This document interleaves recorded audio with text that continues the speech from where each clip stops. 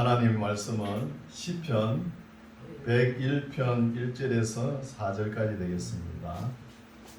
시편 101편 1절에서 4절까지 말씀. 제가 봉독에 올립니다. 내가 인자와 공의를 찬송하겠나이다. 여호와여, 내가 주께 찬양하리이다. 내가 완전한 길에 주의하오리니 주께서 언제나 내게 임하시겠나이까. 내가 완전한 마음으로 내 집 안에서 행하리이다. 나는 필요한 것을 내 눈앞에 두지 아니할 것이요 배도자들의 행위를 미워하니 이것이 내게 붙잡지 아니하리이다. 사특한 마음이 내게서 떠날 것이니 악한 일을 내가 알지 아니하리로다. 아멘. 할렐루야. 반갑습니다. 오늘도 하나님께서 우리를 사랑하십니다. 귀한 말씀으로 우리가 인생길 어때요? 고달프죠? 힘들지만 끝까지 완주하시기 바랍니다. 오늘 말씀은 다윗이 다짐하는 시예요. 다짐하는 시. 다윗이 이제 정권을 잡고 30입지에 30대겠죠. 젊은 나이입니다. 젊은 나이에 이제 하나님 앞에 내가 이스라엘 나라를 이제 왕이 되었으니 어떻게 치리하겠습니다. 다짐하는 거예요. 그래서 다짐하는 시입니다. 그래서 보면은 다윗이 정치 철학이 보이는 거예요. 정치 이념이 보이는 겁니다. 그런 내용이 쭉 내용이 나오죠. 1절에 보시면은 내가 인자와 공의를 찬송하겠나이다. 다윗이 정치를 하는데 어떻게 하겠다는 포부가 있죠. 하나님의 인자와 하나님의 공의로움을 쫓아가지고 내가 정치를 하겠습니다. 이런 내용이 포함되어 있는 거예요. 그냥 쭉 읽으면 또 모르겠죠, 그죠? 그런 내용이 납니다. 그래서 인자와 공의를 찬송하겠나이다. 여호와여, 내가 주께 찬양하리이다 하면서 자기가 왕으로서 이 나라 이스라엘 나라를 어떻게 하나님 앞에 치리하겠습니다. 이끌어가겠습니다 하면서 다짐하는 거예요. 다짐. 그래서 정치 의지가 담겨 있는 말씀이죠. 정치의 기초를 자기가 밝히는 거예요. 그러면서 2절에 보면은 내가 완전한 길에 주의하오리니 주께서 언제나 내게 임하시겠나이까. 내가 완전한 마음으로 내 집 안에서 행하리이다. 왕실 전체를 이야기하겠죠. 완전한 마음으로, 온전한 마음으로 하리다, 하리다, 하리로다 하면서 다짐하는 거예요. 근데 기도할 때는 어때요? 우리 기도시는 어떻게 합니까?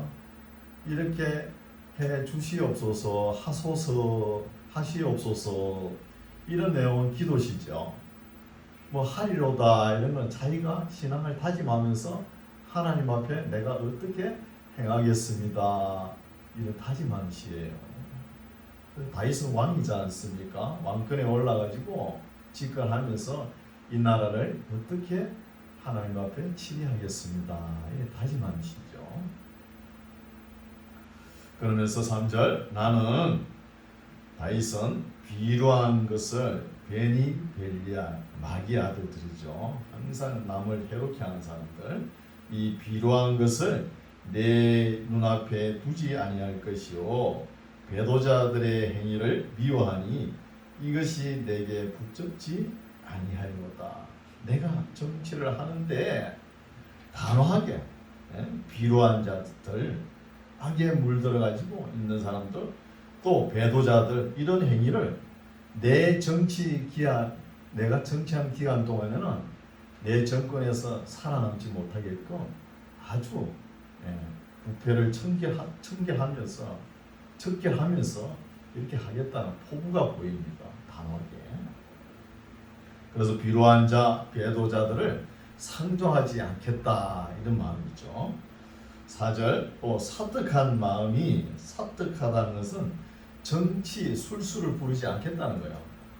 개인의 생각으로 이렇게 하지 않겠다는 것입니다. 항상 하나님 앞에 기도하면서 하겠습니다 하는 것이죠. 사특한 마음이 내게서 떠날 것이니 악한 일을 내가 알지 아니하리로다. 참 다짐이 대단하죠. 이렇게 하겠습니다. 하나님의 인자와 공의를 쫓아서 하겠습니다 하면서 또 악한 비루한 자들 배도자들이 내 앞에서 얼씬거리지 못하게끔 깨끗이 하겠습니다 이렇게 하는 거예요.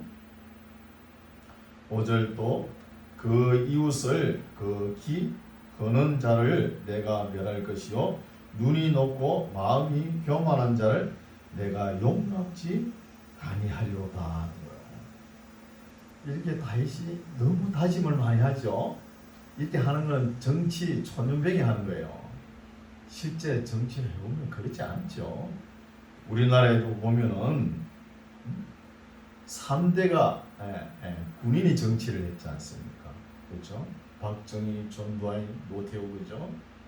그러면서 김영삼 대통령이 정부에 들어서면서 뭐라 그랬습니까? 그렇죠? 정치 슬로건이 문민정부라고 했습니다. 문민정부라고. 또 그 뒤에 김대중 대통령이 서면서 국민의 정부. 또 그 뒤에 노무현이 참여정부 이렇게 나서지 않습니까? 근데 이명박 대통령 때부터는 뭐 실용의 정치 하지만도 뭐 어떻게 흐지부지해져 버렸죠. 그 뒤에는 정치 슬로건이 없는 거예요. 그렇죠? 박근혜부터 그죠? 문재인부터 없는 거죠. 그렇죠? 그래서 자기가 정치를 어떻게 할 것이다 하는 것이 다짐은 있어야 되겠죠. 해보면 잘 안 되지만 이렇게 다윗도 처음에는 하나님의 인자와 공의를 쫓아가고 비료한 자, 배도한 자를 내 앞에서 얼씬거리지 못하게끔 이렇게 깨끗하게 하나님 보시기에 한 점 부끄러움 없이 이렇게 하겠습니다. 다짐하지만 힘듭니다. 정치라는 게 그렇죠. 그래서 단호한 의지를 나타내는 것이죠. 6절 보겠습니다. 내 눈이 이 땅에 충성된 자를 살펴 나와 함께 거하게 하리니 완전한 길에 행하는 자가 나를 수종하리로다 하면서 우리 노무현 대통령 때 어땠습니까? 친인척 비리 제가 확 척결하겠습니다 그랬잖아요. 근데 정치 은퇴할 때 어땠습니까? 뭐 아들이 뭐 선두주자로 나섰죠. 그런데 잘 안 됩니다. 정치가 잘 안 되지만 정치 시작하면서 이런 다짐을 해야 되잖아요. 정치 뭐 슬로건이 있어야 되지 않습니까? 안 되지만 그래도 이렇게 하는 거예요. 그러나 쉽지 않습니다. 다윗이. 그리고 하나님도 창세기부터 말라기까지 1,000년 동안 천년 기간입니다. 이스라엘 백성을 그 강원도만한 이스라엘 백성을 이끌어 가는데 하나님도 힘드셨죠. 모세는 어때요? 광야 강약에 40년 인도하면 얼마나 힘들었습니까? 그런 거예요. 그래서 다윗이 지금 101편에는 하나님의 인자와 공의를 쫓아 성실히 정치를 하겠습니다 다짐하지만 102편에 가면은 하나님 너무 힘들어가지고 하나님 앞에 기도하는 말씀이 나옵니다. 그만큼 어렵다는 것이죠. 그러면서 광야의 당아새같이 자기가 외롭다는 것이죠. 또 항폐한 곳에 또 지붕 위에 참새같이 자기가 외롭다는 것이죠. 다 주변이 원수들로 쌓여져 있습니다. 물론 다윗이 잘못해가지고 그렇게 되지만 이런 말씀이 좀 나오는 것입니다. 7절 거짓 행하는 자가 내 집안에 거하지 못하며 거짓말하는 자가 내 목전에 서지 못하리로다. 아침마다 내가 이 땅에 모든 악인을 멸하리니 죄악 행하는 자는 여호와의 성에서 다 끊어지리로다 하면서 아주 단호하죠. 우리 김영삼 대통령 때 칼국수를 먹고 칼바람이 불어가지고 그때 공무원들이 얼마나 벌벌 떨었습니까? 근데 그 뒤에는 김정삼 대통령 끝나고 나면 또 어때? 또 아들이 뭐 부정을 저질러가지고 그랬지 않습니까? 이렇다니까요 지금. 그래서 101편에 이렇게 다짐하지만 102편에 보겠습니다. 그 제목을 볼게요. 공고한 자가 마음이 상하여 그 근심을 여호와 앞에 토하는 기도라는 거예요. 이렇게 다짐하면서 정치를 했는데 결론이 어떠냐 이거예요. 결론이 좋지 않았죠. 다윗도 그런 말씀이 나옵니다. 102편 1절 여호와여 내 기도를 들으시고 나의 부르짖음을 주께 상달케 하소서. 나의 괴로운 날에 주의 얼굴을 내게 숨기지 마소서. 주의 귀를 기울이사 내가 부르짖는 날에 속히 내게 응답하소서. 대저 내 날이 연기같이 소멸하며 내 뼈가 냉가리같이 탄나이다는 거예요.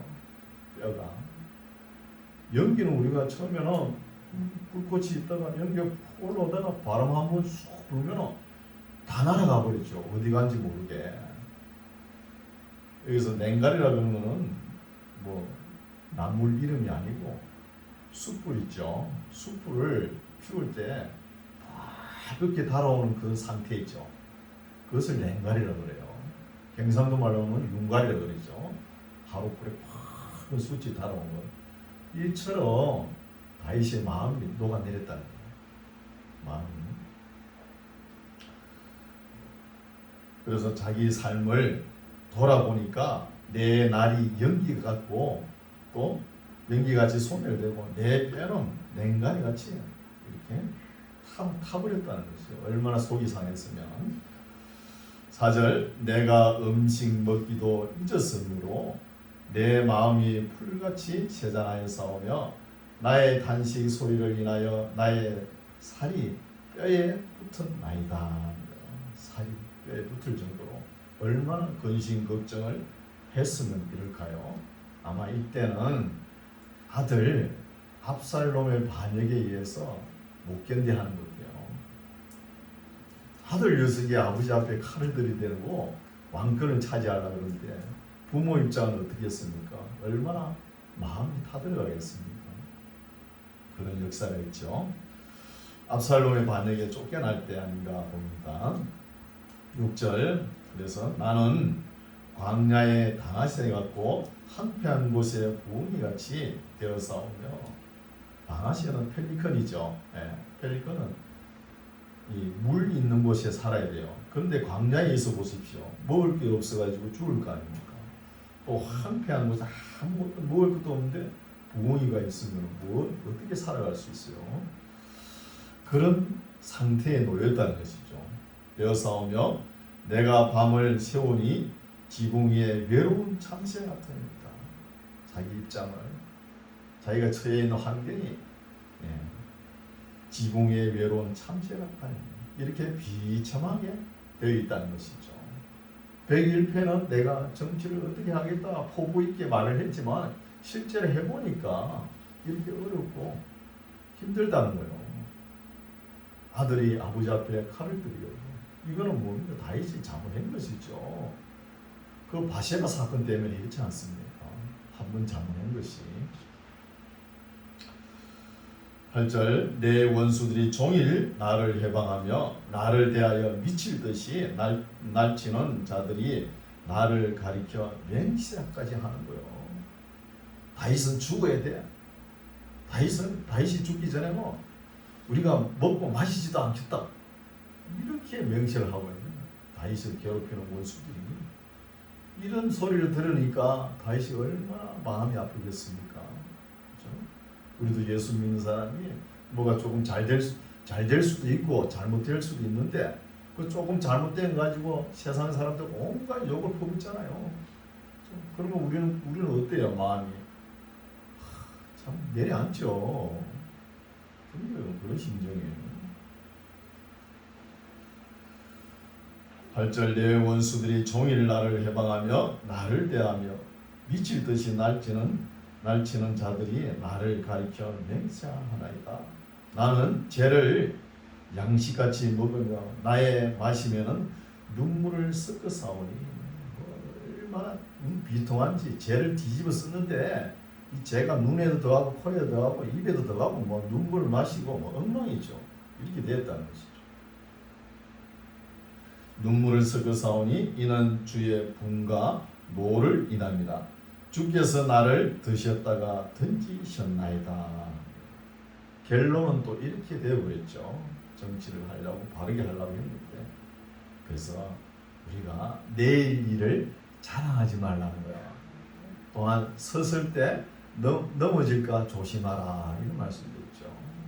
자랑할 건 못 됩니다. 아무리 지금 잘 나오고 잘 돼도 언제 또 넘어질지 모르는 거예요. 다이 보십시오. 금방 정치를 그렇게 바르게 하겠다 그러는데 금방 102편에 와가지고 모든 것을 포기하고 하나님 앞에 기도하고 간구하지 않습니까? 11절 내 날이 기울어지는 그림자 같고 내가 풀의 새자랑 같으니까 여호와여 주는 영원히 계시고 주의 기념 명칭은 대대에 이르리이다. 주께서 일어나사 시온을 긍휼히 여기시려니 지금은 그를 긍휼히 여기실 때라. 정한 기한이 오민이다. 이거는 용서해달라는 기도죠. 하나님께서 때리긴 때리는데 제가 달게 맞겠습니다. 그러나 이 때리는 거는 어느 정도 때리다가 그만둘 거 아닙니까? 제발 그만두시고 용서해 주십시오 하는 것을 기도하는 것이죠. 14절 주의 종들이 시온의 돌들을 즐거워하며 그 티끌도 연홀히 여기나이다.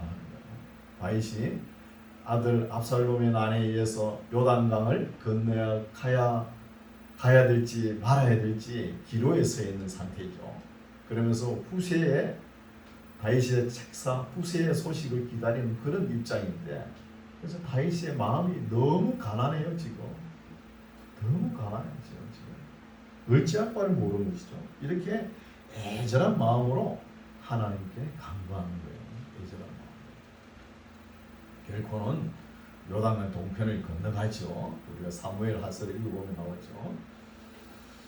주의 종들이 시온의 돌들을 즐거워하며 그 티끌도 연원히 여기나이다. 과거를 회상하면서 시온 예루살렘에 있는 돌들도 즐거워하고 그 티끌까지도 참 지금 생각하면 너무나 고귀하고 아름답다는 거예요. 요단강 동편을 건너가야 될 입장에서 생각해 보니까 그런 입장입니다. 15절 이에 열방이 여호와의 이름을 경외하며 세계 열방이 주의 영광을 경외하리니 대저 여호와께서 시온을 건설하시고 그 영광 중에 나타나셨습니다. 이런 말씀도 왜 있냐면 다윗은 지금 예루살렘에 있으면서 그 비루들에게 모함에 빠져가지고 요단강을 건너가야 될 한국에 있지만, 그러나 하나님께서는 그래도 시온을 건설하시고 하나님의 영광이 그곳에 있다는 것입니다. 하나님께서 지키시고 있다는 것이죠. 17절 여호와께서 빈궁한 자의 기도를 돌아보시며 저희 기도를 멸시치 아니하셨도다. 이 일이 장래 세대를 위하여 기록되리니 창조함을 받을 백성이 여호와를 찬송하리로다.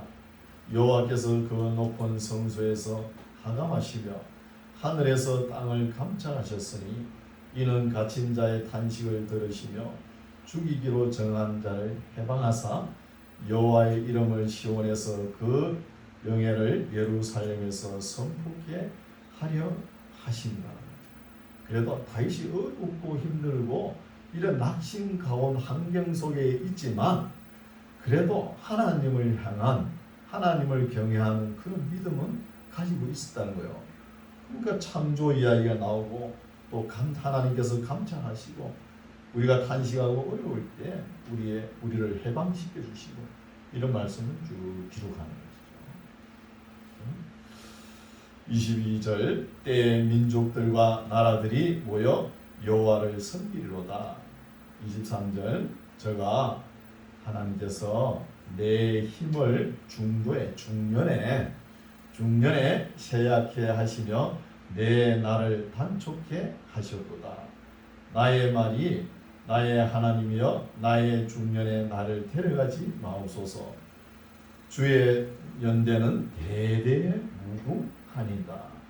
하나님께서는 대대로 영원히 무궁토록 정치를 하시겠지만 저는 이 중년에 하나님께서 데려가시면 내가 하고 싶은 거, 이루고 싶은 거, 이 모든 것이 좌절되지 않습니까? 이렇게 신속하게 정직하게 기록되어 있다는 거예요. 그러나 하나님께서 다윗의 기도를 들어주셔가지고 솔로몬까지 정권이 이어지게끔 그 생명을 연장하지 않습니까? 그래서 뜻을 펼치지 못하고 여기서 그만두면 어떡합니까? 하면서 제발 나를 데려가지 마옵소서 하는 것이죠. 25절 주께서 옛적에 땅의 기초를 두셔사오며 하늘도 주의 손으로 지으신 바리다. 천지는 없어지느니와 주는 영존하시겠고 그것들은 다 옷같이 낡으리니 어묵같이 바꾸시면 바뀌려니와 주는 여상하시고 주는 연대는 무궁하리다. 주의 종들의 자손이 항상 있고 그 후손이 주의 앞에 굳게 서리다 하였노라. 그래서 다윗이 중년에 이 모양이 되었죠. 101편에는 하나님의 인자와 공의를 쫓아가지고 정치를 하겠습니다 하면서 이 나라 백성들을 이끌어가겠습니다 하면서 다짐을 했지만 102편에 와서는 모든 것이 자기 뜻대로 안 되고 자기 아들 압살롬의 반역에 의해서 도망갈 위경에 처해있지 않습니까? 이런 위경에 처해 있으면서 하나님 앞에 기도하는 모습이 있는 것이죠.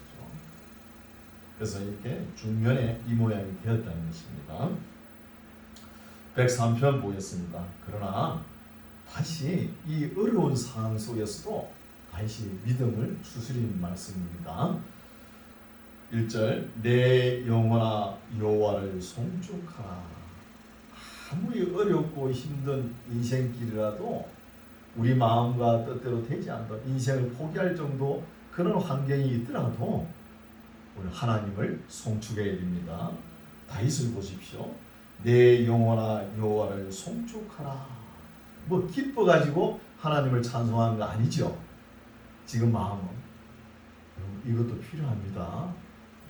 맨날 잘 되고 잘 되니까 기뻐가지고 하나님을 기뻐하고 찬송하고 통기도 누리고 그런 날만 있는 게 아니에요.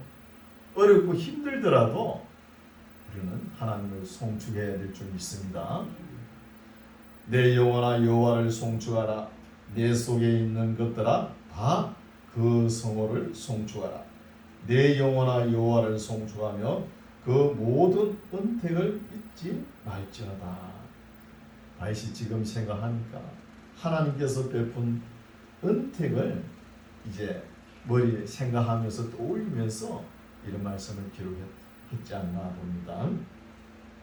저가 내 모든 죄악을 사하시며 내 모든 병을 고치시며 내 생명을 파멸해서 구속하시고 인자와 긍휼로 간을 씌우시며 좋은 것으로 내 소원을 만족해 하사 내 청춘으로 독수리같이 새롭게 하시는 도다 하면서 새롭게 하실 거야. 이제 또다시 자기 믿음을 추스리죠. 6절 여호와께서 어려운 일을 행하시며 압박당하는 모든 자를 위하여 판단하시는도다. 그 행위를 모세에게 그 행사를 이스라엘 자손에게 알리셨도다. 여호와는 자비로우시며 은혜로우시며 노하기를 더디하시며 인자하심이 풍부하시도다. 이게 하나님의 기본 성품이죠. 자비로우시고 은혜로우시고 노하기를 더디하시고 인자하심이 풍부하시죠. 이런 말씀을 기록하면서 내가 믿는 하나님은 이런 하나님이다 하면서 자기 믿음을 추스리는 거예요. 우리도 어렵고 힘들 때 이런 말씀을 떠올리면서 우리가 용기를 얻어야 되는 거예요. 우리 인생 길에 보탬이 되어야 되겠죠. 성경 말씀 항상 적용할 줄 알아야 돼요. 그냥 한문에 머무르면 안 되죠. 한문이 아니죠. 그렇죠? 9절 항상 경책지 아니하시며 노를 영원히 품지 아니하시리로다. 이 말씀은 좀 번역이 그렇죠. 우리 하나님께서 항상 경책지 아니하십니까? 아니죠. 노를 영원히 품지 아니하십니까? 아니죠. 이건 번역을 다시 하면은 항상 경책지는 아니하신다는 거예요. 때로는 하나님께서 화가 나시면 때리죠. 때리다가 해처리를 멈출 때가 있다는 거예요. 경책지는 아니하시며 또 노를 영원히는 품지 아니하신다는 거예요. 영원히는 이렇게 번역하는 게 옳죠. 이렇게 낙심하지 않기 위해서 자기 믿음을 추스리기 위해서 이런 말씀을 기록해 놓은 것이죠. 10절 우리의 죄를 따라 처치하지 아니하시며 우리의 죄악을 따라 갚지 아니하셨으니 하면서 다윗은 지은 죄를 생각하면은 죽어 마땅합니다. 무슨 죄죠? 바세바 사건이죠. 장군 우리야 아내를 범하고 우리야 장군은 전쟁 최전방에 내보내가지고 죽게 했지 않습니까? 그렇잖아요. 그러면 죽어 마땅한 거예요. 다윗 사무엘하서 읽어보면 또 어떤 부자가 양을 많이 키우는데 양이 많잖아요. 그 집에 손님이 왔는데 그 어렵게 가난하게 양 한 마리 맨날 이불 밑에 였다가 애지중지 키우는 거 그 한 마리를 땡강 잡아가지고 손님 대접을 해버렸네. 부잣집에서. 그럼 그걸 갖다가 어떻게 합니까? 다윗이 판결했잖아요. 그 치안 그 양 4배로 갚아주라 자기가 판결했잖아요. 그런 판결을 했으니까 자기도 죽어 마땅한 거예요. 토색한 것은 4배로 물어내라 그랬지 않습니까? 죽어 마땅하지만 우리의 죄악을 따라 하나님께서는 그대로 갚아주지는 않으신다는 거예요.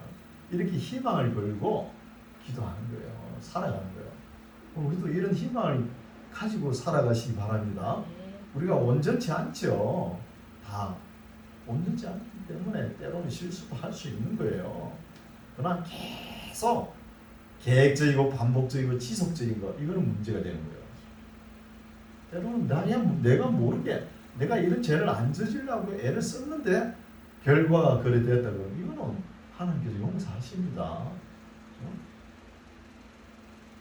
이렇게 희망을 걸고 강구하는 말씀입니다. 11절 이는 하늘이 땅에서 높음같이 그를 경외하는 자에게 그 인자하심이 크심이로다. 동이 서에서 먼 것 같이 우리 재화를 우리에게서 멀리 옮기셨으며 아비가 자식을 불쌍히 여긴 같이 여호와께서 자기를 경외하는 자를 불쌍히 여기신다는 거예요. 불쌍히 여기시니까 하나님의 이름을 위해서 우리를 불쌍히 보니까 우리를 버리지 않으시겠지 하는 바람이죠.